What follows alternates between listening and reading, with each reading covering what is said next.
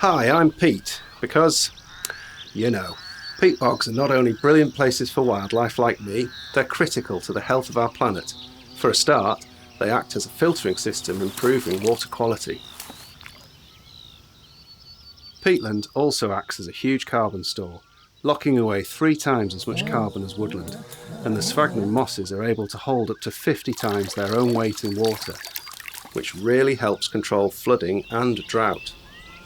But to perform these amazing functions, peat must be nice and wet. If it isn't, all these positives are reversed. Unfortunately, in some areas, peat bogs have been overdrained and even burnt. Dry peat is easily eroded and washed away, reducing the quality of water and creating a big fire hazard. Even worse, dry peat releases the stored carbon dioxide back into the atmosphere, becoming one of the biggest drivers of climate change. It's amazing to think that with just a little care, these peatland areas can do so much to help us all. A nice wet peat bog helps the climate, reduces the fire risk, cleans the water and reduces droughts and flooding. The unique habitat also provides a home for so many rare plants and animals. And all we have to do is help it stay wet and protect it like it protects us. Thank you.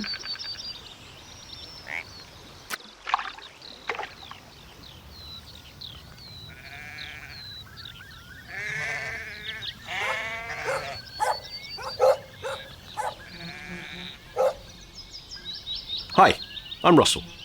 I'd love to show you how floodwater in rivers can be reduced by slowing some of the flow of water on land. Some of the methods used can benefit farms like this too.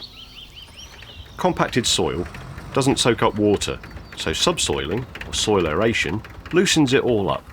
And it allows the water to penetrate deep into the soil, and it allows the crops to stretch out their roots and draw up more nutrients. This reduces the need for expensive fertilisers, which can wash into rivers, causing big problems in the rivers and the seas. This is a really big win in my book. There are other great methods for making valuable farm infrastructure less likely to be damaged during storms too. Reinforced dry stone walls help collect and then spread out water across a wider area. This slows it down and helps it to drain away into the soil. Whiskey barrel structures like these act in a similar way, catching and slowing the water, storing it for a short while, and redirecting it away from problem areas. My personal favourite, kested hedges, which are a hedge on top of an earth bank. These are built across hill slopes to slow down stormwater as it rushes down the hills. This protects the communities below. They also provide food and protection for wildlife and shelter for livestock. All of these methods improve the water quality and the soil quality by keeping the topsoil on the land and not in the river. Thanks a lot. Cheers for watching.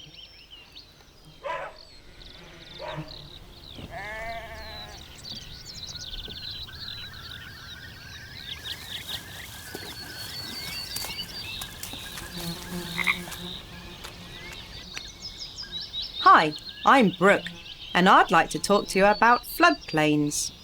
Floodplains are a vital part of our landscape, but they're rare, especially up here in hill country. They're really valuable to farmers because the land is often more fertile due to millions of years of soil deposits flowing down from the fells. And, being flat, it makes working the land so much easier. They're fantastic for hay production and other crops. Because they're low and level, stormwater naturally flows over the top of the riverbanks and is temporarily stored on them until the river drops. Sometimes embankments are built to prevent this. The trouble is, this means more water stays in the river, making it faster and much more likely to cause damage further downstream.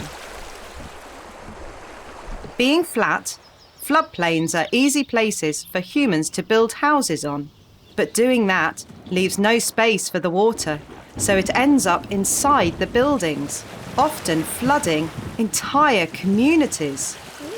Most of the time, crops being under a bit of water for a short time doesn't cause many problems, especially grass, which is their favourite. Some people have built earth bunds and swales on floodplains. which hold back and store water temporarily during storms. Others have built leaky dams and whiskey barrel structures to slow down and spread out the floodwater and help it soak into the soil.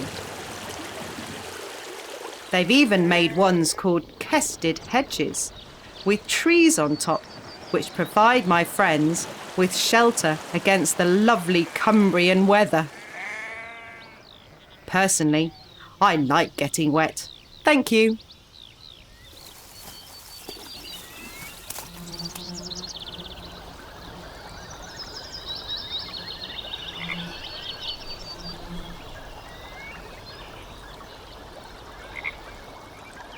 How do? Finn here.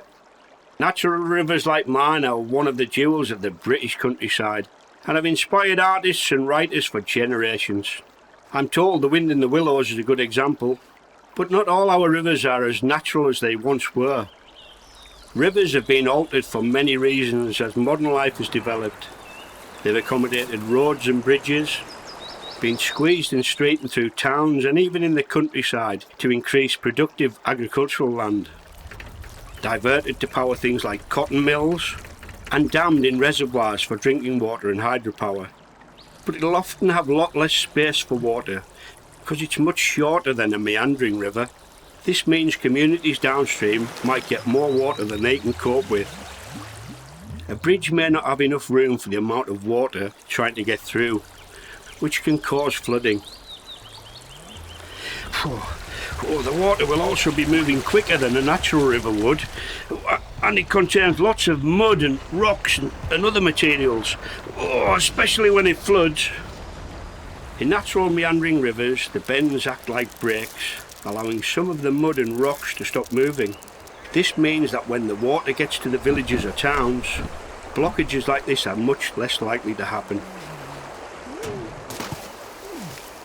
People have been working to return stretches of our rivers back to their natural state by removing old and often dangerous weirs, which are no longer needed.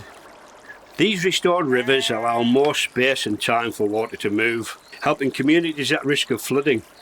Species such as salmon and trout can migrate naturally again. Morning! Morning! And the rejuvenated riverbanks provide a sanctuary for wildlife, making us all very happy. Thank you very much.